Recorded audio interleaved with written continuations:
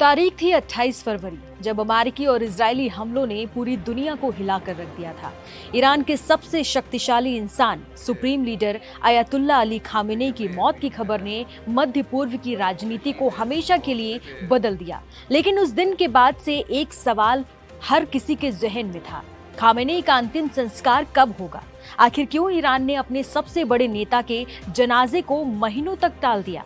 अब करीब 3 महीने बाद ईरान ने इस सस्पेंस से पर्दा उठा दिया है। पूरी खबर क्या है, इस वीडियो में आगे समझिए। नमस्कार, मेरा नाम है अनुषी गुप्ता और आप देख रहे हैं एनडीटीवी इंडिया। न्यूयॉर्क टाइम्स की रिपोर्ट और ईरानी सरकारी मीडिया के मुताबिक एक ऐसा अंतिम संस्कार होने जा रहा है जिसकी मिसाल शायद ही दुनिया के इतिहास में मिले। संवाद ये है कि इस देरी के पीछे की असल वजह क्या थी। क्या ये सिर्फ सुरक्षा का मामला था या फिर ईरान किसी बड़े शक्ति प्रदर्शन की तैयारी कर रहा था? अधिकारियों का कहना है कि इस जनाजे में करीब 2 करोड़ लोगों के शामिल होने की उम्मीद है। जरा सोचिए, एक साथ 2 करोड़ लोग, ये संख्या किसी देश की पूरी आबादी से भी कई ज्यादा है। ईरान के ब्रॉडकास्टर IRIB के मुताबिक शहीद इमाम के विदाई समारोह की तैयारियां अब अपने अंतिम चरण में हैं। ईरान ने इस महाआयोजन के लिए 3 शहरों को चुना है, तेहरान, कौम और मशहूद। तेहरान के उप महापौर मोहम्मद अमीन तबाकोली ज़ादे ने बताया कि तेहरान में अंतिम संस्कार का कार्यक्रम कम से कम 24 घंटे तक चलेगा। ये कोई साधारण जनाजा नहीं होगा। तेहरान का ग्रैंड प्रेयर्स हॉल और इमाम खुमैनी का मकबरा, इन 2 जगहों पर लाखों की भीड़ उमड़ने वाली है। लेकिन कहानी सिर्फ तेहरान तक सीमित नहीं है। तेहरान के बाद खामेनी के पार्थिव शरीर को पवित्र शहर कौम ले जाया जाएगा और फिर वहां से मशहद।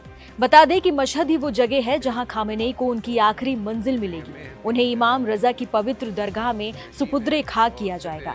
अधिकारियों को उम्मीद है कि मशहद की भौगोलिक स्थिति ऐसी है कि वहां सिर्फ ईरान ही नहीं बल्कि भारत, पाकिस्तान, अफगानिस्तान और बांग्लादेश से भी लाखों जायरीन पहुंच सकते हैं। खासकर कश्मीर से भी बड़ी संख्या में लोगों के आने की संभावना जताई गई है।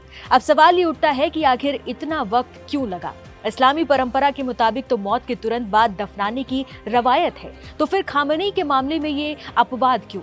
असल में 28 फरवरी को जब खामेनी के घर पर हमला हुआ तब उनकी उम्र 86 साल की थी। उस हमले के बाद ईरान में एक तरह का वैक्यूम पैदा हो गया था।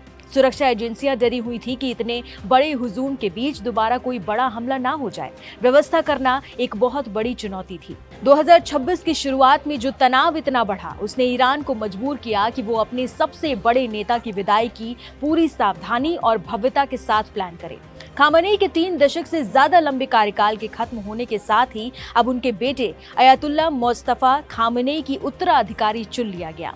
यानी इस जनाजे के जरिए ईरान न सिर्फ अपने पुराने नेता को विदा करेगा बल्कि नए सुप्रीम लीडर की ताकत का एहसास भी पूरी दुनिया को कराएगा। जून के मध्य में मुहर्रम की शुरुआत के साथ दुनिया के एक ऐसा मंजर देखेगा जो इतिहास के पन्नों में हमेशा के लिए दर्ज हो जाएगा।